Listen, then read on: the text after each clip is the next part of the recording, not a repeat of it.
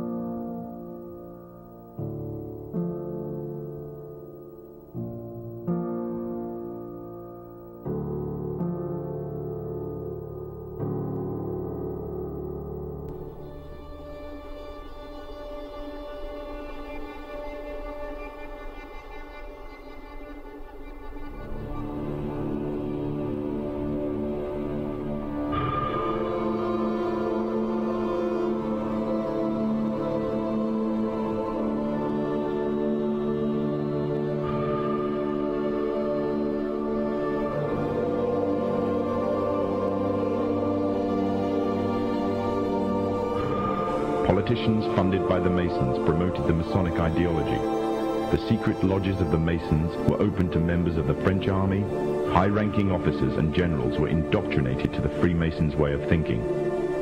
With the people, the politicians, and the military of France under Masonic control, the Masons could finally strike. Freemasonry has worked in a hidden but constant manner to prepare the revolution.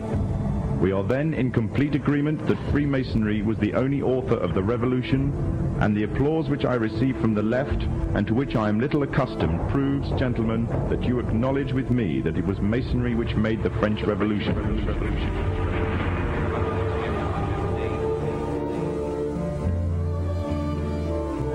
When the so-called founding fathers of America landed on Plymouth Rock, not only did they bring with them disfranchised people, they also brought the Freemasonic elements of Europe. The injustices which the fathers of America were escaping from in Europe was also to be found in the new land, in the form of a tyrannical British regime. In order to gain complete dominance of the new state, the Masons used the same methods to gain control of France. Although the British monarchy was run by the Masons, the American War of Independence was a necessary action, and the people involved in the war were expendable for the Masons to fulfill their dream. Emotions of the people were manipulated into anger, and just like France, anger turned into war. This time, however, previous mistakes would not be repeated. The near defeat the Masons faced against Napoleon and his army in Europe taught the Masons a lesson. Any forthcoming leaders of the resistance must follow the Masonic agenda. The best way to do this was to ensure the leader himself was a Mason, and the leader who took the war to the British was none other than George Washington. On the 4th of July, 1776, the Declaration of Independence was made. On the 17th of October, 1781, the British were finally defeated and surrendered the colonies to the Americans, and the world's first Masonic state was born, a nation that would represent Masonry in every way. A sign of the Masonic presence in America is plainly visible on the dollar bill, which carries a picture of George Washington, the first Freemasonic president in the world, and a picture of the Freemasonic symbol of the so-called all-seeing one eye.